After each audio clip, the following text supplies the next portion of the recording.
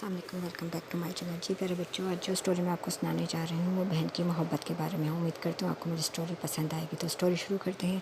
अमजद की उम्र अभी बहुत कम थी। इसके अब्बू का इंतकाल हो गया था। रानी उसकी छोटी बहन थी। अमजद की माँ दूसरों के घरों में काम काज करके अपना और अपने बच्चों का पेट पालती थी। उसकी ख्वाहिश थी कि अमजद एक बड़ा ऑफिसर बने, इसलिए वो उसकी तालीम पर ख़ुसूसी तवज्जो देती थी। आज अमजद सुबह ही से बहुत ज़्यादा उदास था। वो जानता था कि आज इस रानी की सालगिरह है। माँ बर्तन धो रही थी कि नन्ही रानी भागती हुई यार कहा, अम्मी आज मेरी सालगिरह है, मुझे मिठाई और खिलौने चाहिए। माँ ने पहले तो उसे समझाया कि हमारे पास इतने पैसे नहीं हैं कि हम ये फजूल खर्ची करें, मगर रानी न मानी। रोने लगी तो माँ ने एक थप्पड़ लगाते हुए कहा, मैं दूसरों के घरों में काम करके तुम्हें पढ़ा रही हूँ, मज़ीद पैसे कहाँ से लाऊँ कि? ये कहकर वो रानी को गले लगाया और सारा बता रोने लग गए। बहुत ज़्यादा उदास थी, परेशान थी और यही सोच रही थी कि मैं अपनी बेटी की छोटी सी ख्वाहिश भी पूरी नहीं कर सकती।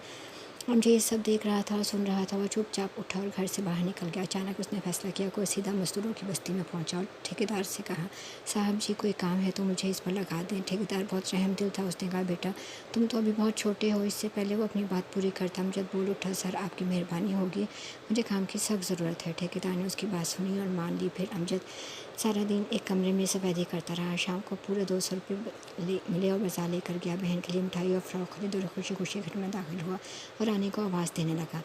माँ ने वो चीज़ें देखी तो अमजद के मुंह पर एक ज़ोरदार थप्पड़ मारा। बोली कि तुमने ये चीज़ें कहाँ से ली हैं? क्या भीख मांगी है? अमजद ने अपने सफेदी भरे हाथ माँ के सामने रख दिया और कहा, माँ मैं भीख नहीं मांगी बल्कि मजदूरी की है। ये सुनकर माँ की ने अमजद के हाथों को अपनी आंखों पर लगा लिया। बेटा मुझे तुम पर फ़ख्र है और मुझे उम्मीद है कि अब तुम बड़े आदमी बनोगे और कोई भी तुम्हें शिकस्त नहीं दे सकता। उम्मीद है आपको मेरी स्टोरी पसंद